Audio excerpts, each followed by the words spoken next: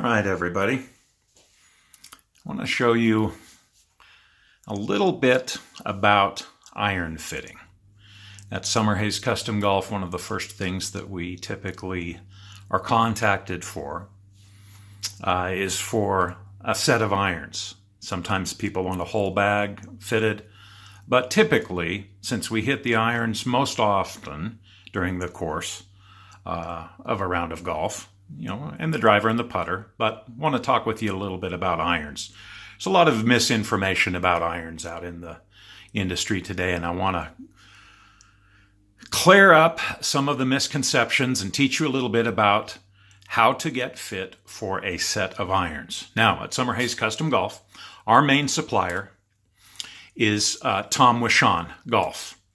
One of the most prolific golf designers, only designs clubs for custom fitting.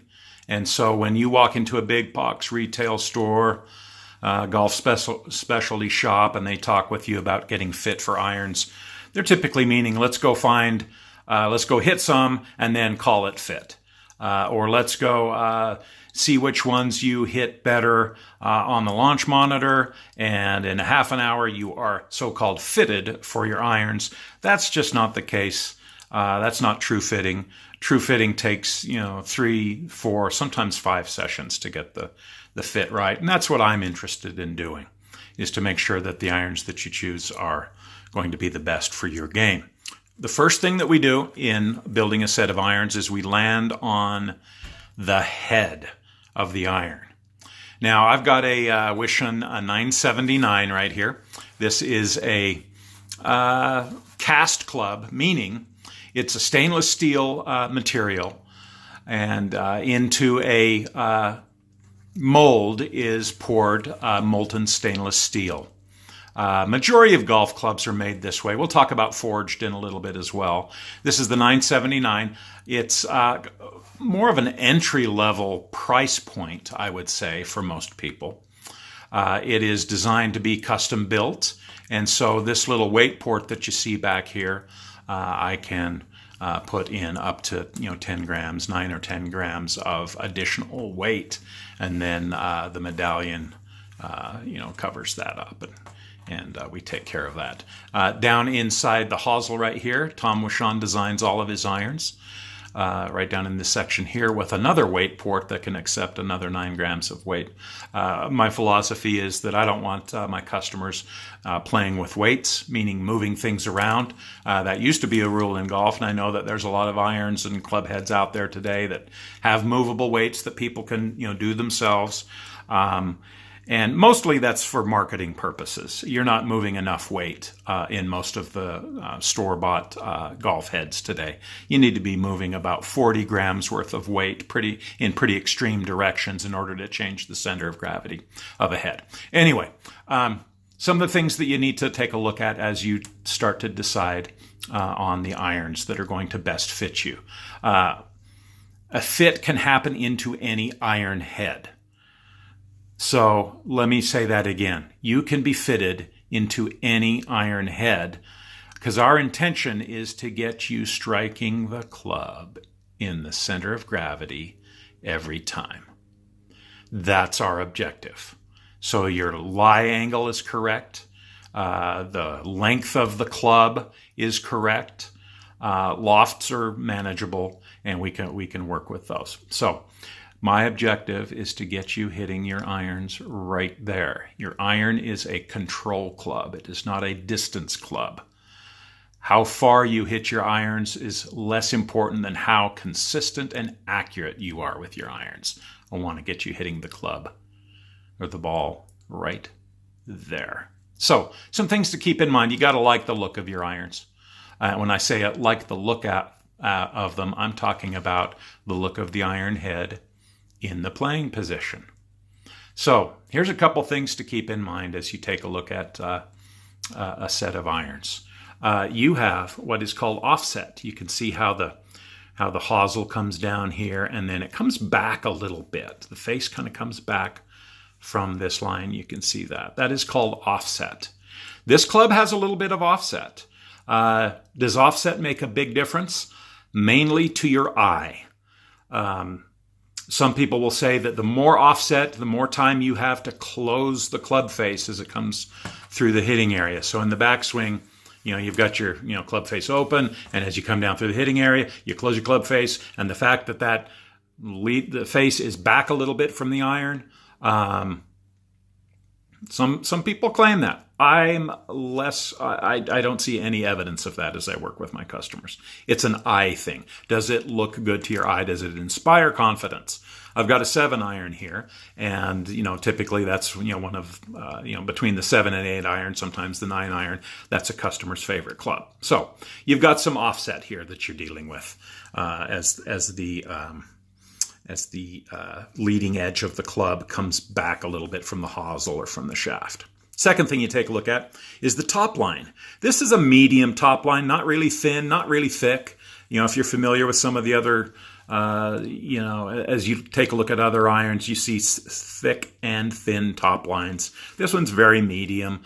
If it catches your eye or if it bothers you, you need to kind of consider that. And obviously the overall shape of the club, you've got, how the toe is rounded.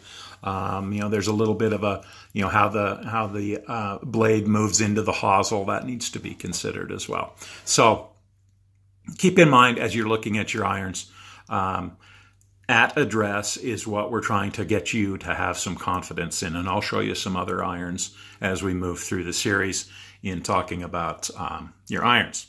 So let's take a look at the back of the iron. Now, people sometimes take a look at this and say, "Oh, those are just gorgeous." Well, you don't look at your irons. When you're out playing golf, you never see this part of your irons, quite frankly. So what's happening in the back of this iron specifically is this is a cavity back perimeter weighted iron. So you have a lot of weight around the edges, helps with some off-center hits. And this one's got a deep undercut cavity. You can see that, it goes back in there a little ways. And then I've got the weight port there, right, low, a little bit below the center of gravity of the head so that as we add weight, it's in the right place. You also have a wider sole on this type of iron. So as you're bouncing off the turf, it doesn't dig as much. There's a lot of conjecture out there about, what the soles should look like. Wide soles, narrow soles, rounded soles, blunted leading edge, sharper leading edge. All come into play a little bit, but mainly, do you have confidence standing over that club? Do you know that it's been fitted to you and that if you do your swing right and catch it in the center of the face, that you're going to be able to be putting on the next shot? So that's what we're looking at in iron fitting. So the next videos that we do, we're going to try to do a couple different iron heads in the Wishon line. And again, that's my main line because, well, those are custom built for custom fitters. If you're tired of trying to buy yourself a game, just going in and trying stuff that's on the shelf and hopefully finding something that works, that can happen. But if you want to have a purpose-built set of irons that are designed, that fit your eye, that are the right length and swing weight, and we'll get into that in a little while, to help you hit the middle of the face, well, work with a fitter. Work with a builder, work with someone that'll actually go out on the course with you, not just at the range, that's important, or avoid the hitting bays in fitting irons. You can't understand how an iron is going to perform when you're hitting off of AstroTurf. Get out there, hit things off of grass. Send that leading edge through the turf. Take a divot. That'll start to give you an idea of how the iron is going to perform for you. And then we move on to making sure that the shaft is right, the grip is right, the swing weight or the moment of inertia is right. A lot of other things come into play. But I wanted to introduce the concept of custom fitting for irons. And that's one of my favorite things to do. I love standing over an iron, as you do, getting ready to attack a pin, whether you're going at the pin or whether you want an area of the green that you're going to hit. That's one of the most fun parts of golf. And let me help you get into a set of clubs that you can play for years and really work on your handicap and start placing better in your tournaments and just enjoying the game of golf overall. So we're going to dispel a lot of things that the marketing side of the industry has tried to drill into our heads, and hopefully, some controversial stuff. I'd like to hear some of your comments.